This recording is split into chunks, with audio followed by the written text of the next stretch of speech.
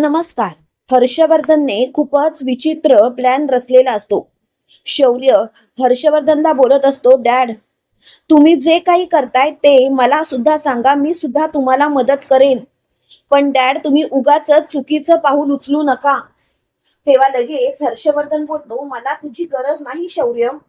शौर्य, एक गोष्ट लक्षात ठेव, कितीही काही झालं तरी सुद्धा मी तुझा बाप आहे आणि मी जे काही करेन ना ते योग्यच करेन. तुला मला सांगायची गरज नाही शौर्य. त्यावेळेला लगेच शौर्य बोलतो, बस डॅड, तुम्ही जे काही करणार आहात ते मला सांगा ना. पण हर्षवर्धन मात्र त्याला काहीच सांगत नाही आणि हर्षवर्धन चक्क तिथून निघून गेलेला असतो. शौर्याला मात्र खूप मोठा धक्का बसलेला असतो. तो स्वतःशीच बोलतो, डॅड, तुम्ही आता जे काही करणार आहात ना ते मला कळतंय खूपच भयानक आहे. डॅड, प्लीज असा कोणताही निर्णय घेऊ नका जो आपल्या अंगाशी येईल. तेवढ्यात मात्र ऊर्जा तिथे आलेली असते आणि ऊर्जा शौर्याला बोलते, शौर्य, तुझे डॅड नक्कीच काहीतरी असं काहीतरी करणार आहेत जे खूपच भयानक आहे. तेव्हा लगेच शौर्य बोलतो, हो, मला सुद्धा तेच कळतंय, मला सुद्धा ते पटतंय, पण आता काय करू तेच मला कळत नाहीये. त्यावेळेला ऊर्जा बोलते, खरं सांगू का, आपल्याला त्यांच्यावरती नजर ठेवायला पाहिजे. तेव्हा मात्र शौर्य बोलतो, नाही ऊर्जा, आपण जर का तसं काहीतरी केलं तर उगाचच घरात भांडणं होतील, डॅड वरती अविश्वास दाखवल्यासारखं होईल. त्यावेळेला ऊर्जा बोलते, शौर्य, अरे तसं नाही, तुला कळतंय का मी काय बोलते ते. शौर्य, तुला काही गोष्टी कळतच नाहीयेत म्हणून तू असं बोलतोयस. शौर्य, अरे उगाचच रागाच्या भरात त्यांनी जर का काही केलं तर मात्र आपल्या अंगाशी येऊ शकतं. तेव्हा मात्र शौर्य बोलतो, तू काळजी करू नकोस, डॅड असं काहीच करणार नाहीत ज्यामुळे त्यांच्या कुटुंबाला त्रास होईल. तर इकडे हर्षवर्धनने गुंडांना फोन केलेला असतो आणि त्यांनी त्यांनी मोठ्याने सांगितलेलं असतं की मी तुम्हाला जे काम सांगितलंय ते काम आत्ताच्या आत्ताच झालं पाहिजे. जोपर्यंत समोरचा शत्रू शांत आहे तोपर्यंतच आपण त्याच्यावरती घाव घातले पाहिजेत. हे ऐकल्यानंतर तिकडून मोठा तो गुंड बोलतो, हो साहेब, तुम्ही काळजीच करू नका, तुम्हाला काळजी करायची गरजच नाही, मी आहे ना, मी सर्व काही नीट करतो. त्यावेळेला हर्षवर्धन बोलतो, काम अगदी चोख झालं पाहिजे. आणि हर्षवर्धनने फोन ठेवलेला असतो. त्यावेळेला हर्षवर्धन स्वतःशीच बोलतो, दिग्विजय शिर्के, तुझ्या मुलाने खूप मोठी चूक केली. त्याने माझ्या मुलीला हात लावण्याचा प्रयत्न केला, माझ्या मुलीला किडनॅप केलं, माझ्या घरातील वातावरण पूर्णपणे शांत होतं ते नाहीसं करून टाकलं. आता मात्र मी माफ करणार नाही. दिग्विजय शिर्के, नाही ना तुझ्या मुलाला कायमचं ढगात पाठवलं तर नावाचा हर्षवर्धन जहागीरदार नाही. इकडे विक्रांत घराबाहेर पडत असतो. त्याच वेळेला दिग्विजय शिर्के विक्रांतला बोलतो, विक्रांत थांब, घराबाहेर जाऊ नकोस. तेव्हा विक्रांत बोलतो, काल तुम्हाला माझा रुद्रावतार बघून त्रास झाला नाही का? आज परत एकदा तुम्ही माझ्यावरती दादागिरी करण्याचा प्रयत्न करताय. प्लीज हे सर्व थांबवा. माझ्यावरती दादागिरी करण्याचा प्रयत्न करू नका, नाहीतर नको ते घडेल. तेव्हा मात्र दिग्विजय शिर्के विक्रांतला बोलतो, विक्रांत, एक गोष्ट लक्षात ठेव, मी जे काही सांगतोय ना ते नीट समजून घे, नको असं वागूस. अरे तुझ्या अशा वागण्यापायी काय होतंय माहितीये का? तू स्वतःच आयुष्य स्वतः उद्ध्वस्त करतोयस आणि एक बाप म्हणून मी काहीच करू शकत नाही. अरे तू माझा गळा आवळलास तरी सुद्धा बाप आहे रे मी, बाप म्हणून तर मी तुझा विचार करणारच ना. विक्रांत थांब, जाऊ नकोस. त्यावेळेला विक्रांत बोलतो, माझी काळजी करायची गरज नाही, आता मात्र शांत बसायचा, नाहीतर काल तर फक्त गळा आवळला, आज तर जीवच घेईन. तेवढ्यात मात्र विक्रांतची आई बोलते, काय चाललंय तुझं विकी? विकी हे सर्व थांबव, तू काय वागतोयस, तुला तरी कळतंय का? विकी, तुझ्या अशा वागण्यापायी सर्वांनाच त्रास होतोय, पण तुला मात्र काही गोष्टी कळतच नाहीयेत. तेव्हा मात्र विक्रांत मोठ्याने बोलतो, बस हा, आता उगाच नको ती भांडणं करू नका, प्लीज या सर्व गोष्टी इथल्या इथे थांबवल्यात तर बरं होईल. तेव्हा मात्र विक्रांतची आई बोलते, विक्रांत, अरे तुझे डॅड जर का तुला सांगतायत की तू बाहेर जाऊ नकोस तर नको ना जाऊस.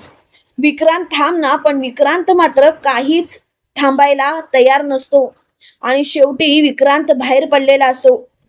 त्यावेळेला दिग्विजय मोठ्याने बोलतो, घ्या आता सगळी तयारी करून घ्या, कारण कितीही काही झालं तरी सुद्धा आता कोणीही शांत बसणार नाही. कितीही काही झालं तरी सुद्धा लवकरात लवकर आता सगळं काही संपणार, कारण तो हर्षवर्धन आपल्या मुलाला जिवंत ठेवत नाही. तेव्हा विक्रांतची आई बोलते, अहो काय बोलताय तुम्ही, तुम्ही असं कसं काय बोलू शकता. त्यावेळेला लगेच शिर्के बोलतो, हे बघ, इतकी वर्ष मी जे काही बघतोय ना तेच सांगतोय, आणि आता मात्र मला दुसरं काहीच ऐकायचं नाहीये. मी जे काही सांगितलंय तेच तेच खरं आहे. तो जहागीरदार आता सगळीच वाट लावणार. हे ऐकल्यानंतर मात्र विक्रांतच्या आईला खूप मोठा धक्का बसलेला असतो. इकडे विक्रांत घराबाहेर पडलेला असतो आणि त्याच वेळेला विक्रांत खूपच चिडलेला असतो आणि तो त्याच्या मित्रांना म्हणत असतो, मला ना खूप राग आलाय, राग. त्या शौर्य आणि ऊर्जाला उडवायचं आहे, कायमचं ढगात पाठवायचं आहे. तेव्हा मात्र त्याचे मित्र बोलतात, विकी विकी अरे शांत हो, नको असं वागूस. किती वेळा सांगितलं विकी तुला, अशा वागण्याचा तुझा त्रास होतो आम्हाला. विकी प्लीज स्वतःला शांत कर, नाहीतर नको ते घडेल. त्यावेळेला लगेच विक्रांत बोलतो, गप्प बसा तुम्ही. अरे काल जर का मला साथ दिली असती तर ती तीर्था माझी झाली असती, त्या तीर्थाजवळ माझं लग्न झालं असतं, पण नाही, तुम्ही मात्र मला साथ दिली नाही. त्यावेळेला त्याचे मित्र बोलतात, तू काही वेडा झालायस का.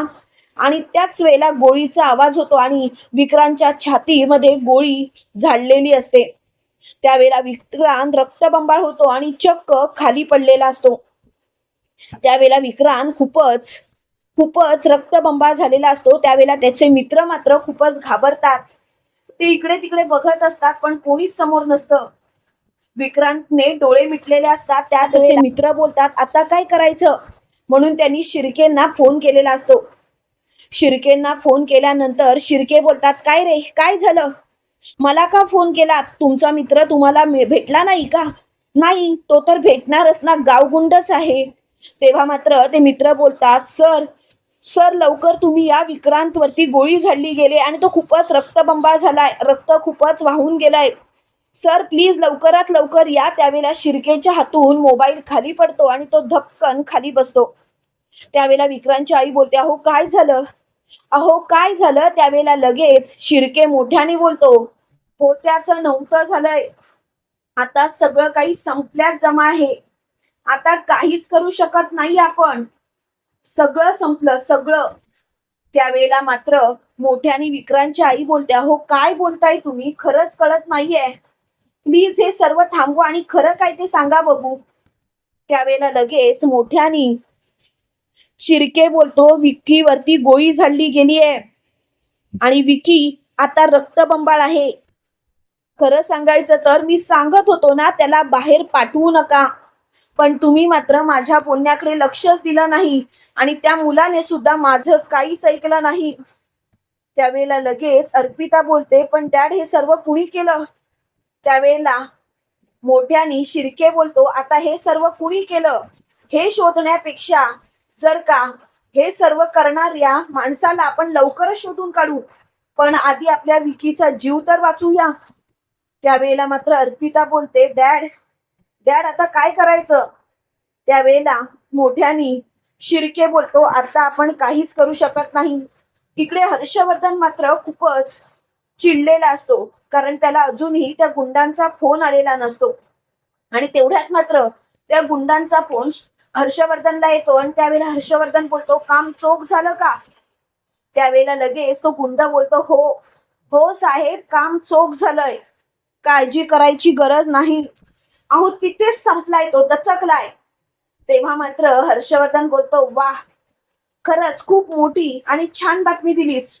आणि त्याने फोन ठेवलेला असतो. त्यावेळेला हर्षवर्धन स्वतःशीच बोलतो, या हर्षवर्धन जहागीरदारशी पंगा घेतलास ना विक्रांत, त्याच्या मुलीशी तुला लग्न करायचं होतं, त्याच्या मुलीला तू किडनॅप करण्याची हिंमत दाखवलीस, म्हणूनच तू संपलास विक्रांत, म्हणूनच तू संपलास विक्रांत. आता सगळं काही संपल्यात जमा आहे आणि तुला आता कोणीही वाचवणार नाही. विक्रांत आता तू कायमचा ढगात. तेवढ्यात मात्र शिर्केचा फोन आलेला असतो आणि त्यावेळेला हर्षवर्धन शिर्केचा फोन उचलतो आणि शिर्केला म्हणतो, शिर्के तू मला कशाला फोन केलास? त्यावेळेला शिर्के बोलतो, हर्षवर्धन जहागीरदार, तू जे केलंयस ना ते खूप चुकीचं केलंयस आणि यासाठी मात्र मी तुला माफ करणार नाही. हर्षवर्धन जहागीरदार, आता तू संपलास. त्यावेळेला हर्षवर्धन बोलतो, ए शिर्के, काय पुरावा आहे की हे सर्व मी केलंय आणि कशाबद्दल बोलतोयस तू? मला मुळात माहितीच नाही तू कशाबद्दल बोलतोयस ते. त्यावेळेला लगेच मोठ्याने शिर्के बोलतो, हर्षवर्धन जहागीरदार, आता संपलायस तू. तू माझ्या मुलाला गोळी झाडलीस ना? तेव्हा लगेच हर्षवर्धन मोठ्याने ओरडतो, काय? तुझ्या मुलावरती गोळी आणि मी झाडली? म्हणजे विक्रांत दचकला की काय? तेव्हा लगेच शिर्के बोलतो, ए ए ए जास्त शहाणपणा करू नकोस आणि नीट बोलायचं. माझ्या मुलाबद्दल बोलताना असं काहीतरी बोलायची गरज नाही आणि जर का असं काही बोलण्याचा प्रयत्न जरी केलास ना तरी तुला संपवे ना. माझ्याशी वाद घालायचा नाही. त्यावेळेला मात्र शिर्केला खूपच राग आलेला असतो आणि शिर्के मोठ्याने बोलतो, एक गोष्ट लक्षात ठेव हर्षवर्धन जहागीरदार, आता माझ्याजवळ काही पुरावा नाही आहे, पण माझ्या मुलाच्या जीवाला जर का काही झालं तर मात्र तुझ्या घरात शिरून तुझ्यावरती गोळ्या झाडेन. तेव्हा हर्षवर्धन बोलतो, ए शिर्के, धमक्या कुणाला देतोयस? मला धमक्या द्यायच्या नाहीत आणि धमक्या देण्याचा तर प्रश्नच उद्भवत नाही. पुरावा शोध आणि नंतर मला धमकी दे आणि इथे माझ्याशी बोलण्याचा वेळ वाया घालवण्यापेक्षा जा स्वतःच्या मुलाचा जीव वाचव जा. तेव्हा मात्र हर्षवर्धन खूपच चिडलेला असतो. त्यावेळेला शिर्के बोलतो, तो तर वाचणारच आहे रे. आता कितीही काही झालं तरीसुद्धा सगळं काही संपल्यात जमा आहे आणि मी मात्र आता तुला शांत नाही बसवणार. तू आता बघ तुझी कशी वाट लावते ती. तेव्हा मात्र खूपच राग हर्षवर्धनला आलेला असतो आणि हर्षवर्धन आता मोठ्याने बोलतो, बस मला तर हेच पाहिजे होतं. काय ना शिर्के, तुझ्या मुलांनी खूप मोठी चूक केली. तुझ्या मुलाला समजायला पाहिजे होतं की आपण कोणाजवळ आणि कसं वागतोय ते, पण त्यांनी मात्र त्या गोष्टीचा विचारच केला नाही. त्यांनी खड्ड्यात उडी मारायची ती मारलीच आणि घेतलं ना स्वतःच्या पायावर धोंडा पाडून. यात माझी काही चूक? तेव्हा मात्र मोठ्याने शिर्के बोलतो, आता तू जे काही केलंयस ना ते खूप चुकीचं केलंयस आणि यासाठी मी तुला कधीच माफ करणार नाही. तुझी आता अवस्था खूपच बेकार आहे. त्यावेळेला त्याला खूपच राग आलेला असतो. इकडे विक्रांतला हॉस्पिटलमध्ये ॲडमिट केलेलं असतं. त्यावेळेला लगेच शिर्के डॉक्टरांना विचारत असतो, डॉक्टर साहेब खरं खरं सांगा, माझा मुलगा कसा आहे, बरा होईल ना तो? त्यावेळेला लगेच मोठ्याने डॉक्टर बोलतात, हे बघा, आम्हाला उपचार तर करू देत, उपचार केल्यानंतरच आम्ही बोलणार ना. आता हा विषय कशाला काढताय? आणि प्लीज हा विषय नकोच आणि मला या विषयावर काही एक वाद घालायचा नाही. त्यावेळेला लगेच मोठ्याने शिर्के बोलतो, हे बघा, कितीही पैसा लागला तरीसुद्धा चालेल, पण लवकरच काही झालं तरी माझा मुलगा वाचला पाहिजे आणि माझा मुलगा जर का वाचला नाही ना तर मी काय करेन हे तुम्हाला माहिती नाही. त्यावेळेला डॉक्टर बोलतात, प्लीज धमकवण्याची गरज नाही आहे आणि या सर्व गोष्टींमध्ये आता हा विषय लवकरात लवकर थांबलाच पाहिजे, नाहीतर सगळं काही संपून जाईल. त्यावेळेला मात्र लवकरच संपलेला विषय शिर्के लगेच बोलत असतो. आता त्या शिर्के काय आहे ना तो तुम्हाला समजेल. हर्षवर्धन, तुझी आता वाट लागलीच समज. इकडे मात्र आपल्याला असं पाहायला मिळतं, हर्षवर्धन चांगलाच घाबरलेला असतो. तो स्वतःशीच बोलत असतो, बापरे, असं सुद्धा मला नाटक करावं लागणार आहे, मला असं घाबरून सुद्धा राहावं लागणार आहे. पण ऊर्जाला मात्र याचा संशय आलेला असतो. ऊर्जा म्हणत असते, काहीतरी खूप मोठी चूक आहे. काही झालं तरी सुद्धा आता लवकरात लवकर या हर्षवर्धन जहागीरदारने काय केलंय हे नीट समजून घेतलं पाहिजे, नाहीतर सगळं काही संपलं. तेव्हा मात्र हर्षवर्धन स्वतःशीच बोलत असतो, कुणीही काही कितीही करा, माझ्याविषयी कितीही पुरावे शोधण्याचा प्रयत्न करा, पण कितीही काही झाले तरी पुरावे मात्र तुम्हाला मिळणार नाहीत.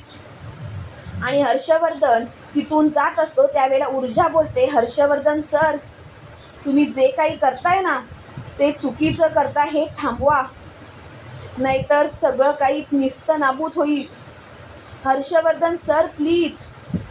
त्यावेळेला हर्षवर्धन बोलतो, हे बघ, तुला मध्ये पडायची गरज नाही, तू तुझं बघ, आणि जर का तू मध्ये पडण्याचा प्रयत्न जरी केलास ना तर बघ, उगाचच नको ते घडेल. त्यावेळेला मात्र हर्षवर्धन असं बोलताच ऊर्जा बोलते, हे बघा, मला कळतंय तुम्ही कोणत्या गोष्टीचा विचार करताय ते, पण प्लीज प्लीज स्वतःला शांत ठेवा, रागाच्या भरात नको ते करायला जाऊ नका, नाहीतर तुमच्याच अंगाशी गोष्टी येतील. त्यावेळेला लगेच हर्षवर्धन बोलतो, तू नाही मला शिकवायचंस मी काय करायचं आणि काय नाही ते, माझा निर्णय घ्यायला मी समर्थ आहे आणि कायमच माझा निर्णय मी घेईन, काही एक काळजी करायची गरज नाही. त्यावेळेला हर्षवर्धनची खूपच चिडचिड झालेली असते. त्यावेळेला ऊर्जा बोलते, मी फक्त तुम्हाला सांगितलंय, बाकी काही नाही, आता तुमचा निर्णय तुम्हीच घ्या, तुम्हाला जे काही करायचं आहे ते तुम्ही करा, मला बाकी कोणत्याच गोष्टींवरती बोलायची गरज वाटत नाही हर्षवर्धन सर. पण एक गोष्ट मात्र लक्षात ठेवा, तुम्ही खूप मोठी चूक करताय. त्यावेळेला हर्षवर्धन बोलतो, बघू कोण मोठी चूक करतंय ते. आणि कितीही काही झालं तरी हर्षवर्धनच्या मुलीला हात लावणाऱ्या माणसाला मी सोडणार नाही. तुम्हाला काय वाटतं मित्रांनो, हर्षवर्धनने जे केलं ते योग्य होतं? कमेंट करून नक्की कळवा. आणि असेच मालिकेंचे नवनवीन अपडेट पाहण्यासाठी व्हिडिओला लाईक आणि चॅनलला सबस्क्राईब करायला विसरू नका.